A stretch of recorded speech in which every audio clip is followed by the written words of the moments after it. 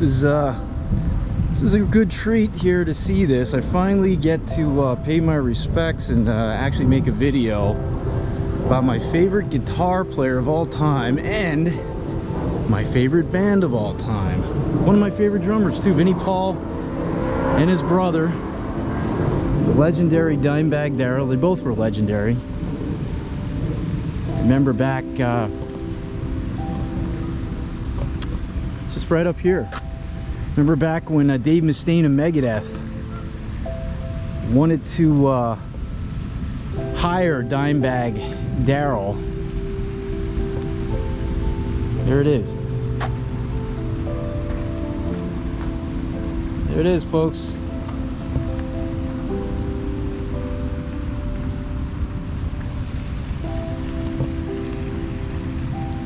Beautiful stones. Beautiful grave.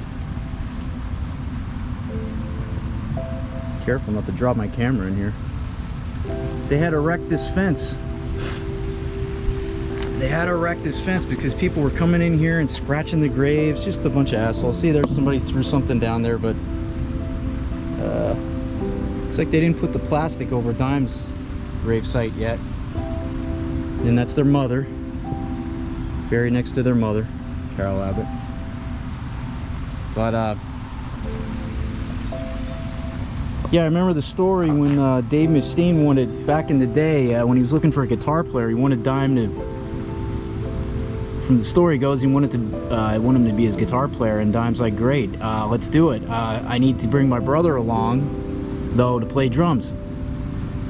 And Dave was like, man, I already committed to Nick Menza, I can't do it. So yeah, that just goes to show you. They would always go on stage, and you hear the stories about how they would always say to one another, Van Halen, right before they went on stage, they look at each other and go, fucking Van Halen, man, Van Halen. What that meant was, that was Dime code, that was their language to just fucking let it all loose and have a good time.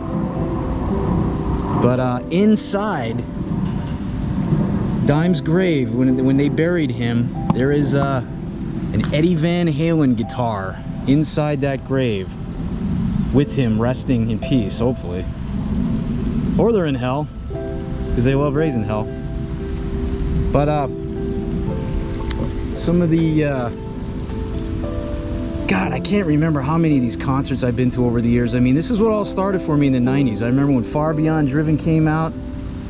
I was just a kid in junior high school, coming into high school, and you know, didn't really have any experience with metal and heavy music. And my one buddy, we started getting into it, and then he's like, you got to check out this album. And I played it, and I'm like, holy shit. I'm not gonna lie, I was a little bit scared at first. It was crazy stuff, because you never heard anything that nutty back then. But every album after Cowboys from Hell, Vulgar Display, Far Beyond Driven, Into Great Southern, it just got heavier and brutal, and they never backed down. Opposite a lot of these bands do today. They sell out for radio play. But oh my god, then it started. Then me and my buddies would get into Pantera, and we started getting into heavy music, like really, because the 90s, man, the 90s were just the decade where all these awesome bands and all these awesome music came out of the 90s. It was a pissed off time. It was the angry decade, but what a great time, man. I could probably just wouldn't even have trouble naming 100 bands that were influential in the 90s. That we don't have that nowadays. After 2000 hit, what do we have? What kind of music do we have? It's shit. But man, back in just going to these shows, like my first Pantera show was, I think it was '94 when the Far Beyond Driven tour came out. We were up in me and my buddy, it was just the two of us. A couple of my friends bailed out, but me and my buddy decided to go up to Long Island, New York. Nassau Coliseum to check out Pantera, Typo Negative, and Life of Agony. Life of Agony and Typo Negative opened up for Pantera. Oh my god, that was right off that Far Beyond Driven tour. Phil shaved his head, and Jesus Christ, I've never seen anything like that. That was my first major mosh pit experience. It was literally like, we had seats, right? And we're thinking, oh, we're gonna go up into the seats and everything, and then all of a sudden You know, Typo plays, Life of Agony, phenomenal. And then soon as Pantera hits, everybody rushes the floor. And I'm like, okay, I guess then the security basically just raised their hands and are like, you know what, fuck this. And they let everybody do what they want. So we went down on the floor, and literally it was just like one mosh pit here, one here, one here, one here. The entire floor was just fucking beating the hell out of each other. It was phenomenal. You literally couldn't even watch the music, but I managed to watch the music. I still remember that to this day.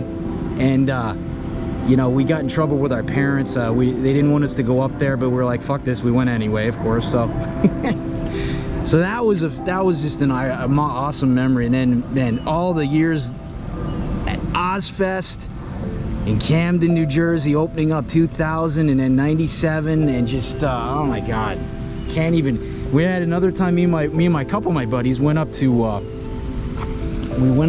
Poughkeepsie, New York, at the Mid-Hudson Civic Center. I remember seeing Pantera up there. I forget who opened up. I can't even remember who opened up, but that one we drove up. That was kind of up in the middle of nowhere. You know, you're going through the country, the hills. Looks like they're gonna run into a moose.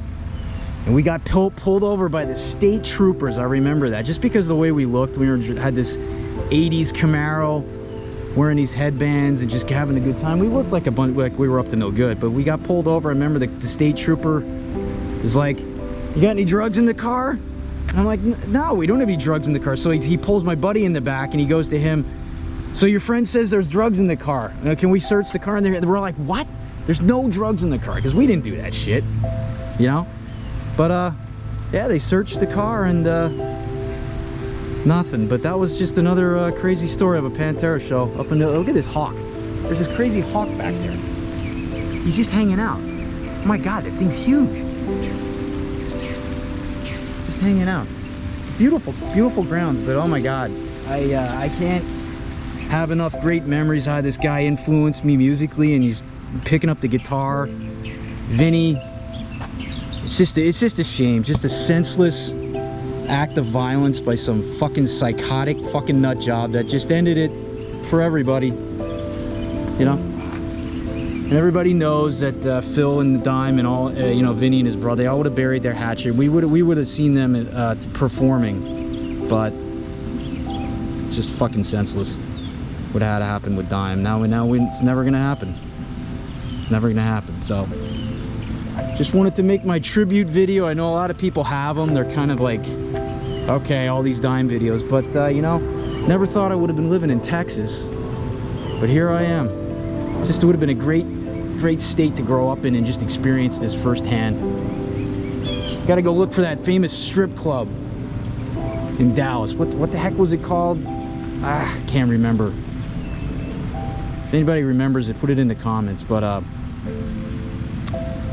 yeah, just a lot of great memories with these two guys in the band and Pantera in the 90s, and just you know, all my friends. We would just some of the best memories with friends, man, were watching these bands and just the good times. But they're all gone. All those people are gone.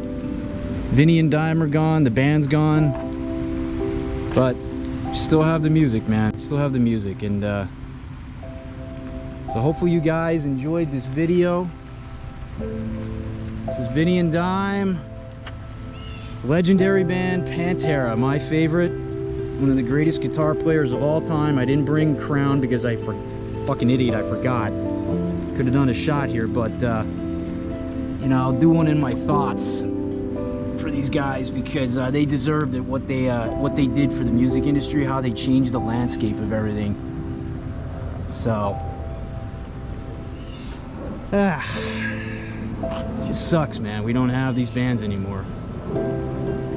So alright guys, hope you enjoyed the video, and if you get bored tonight, break out some Pantera CDs. If you actually have CDs, break out some Pantera music. If you have a guitar, if you're drum, go out in the garage, drum. Call an old friend out, reminisce about going to these concerts, because fucking A, man, it was a part of the angry 90s, man. Never be forgotten.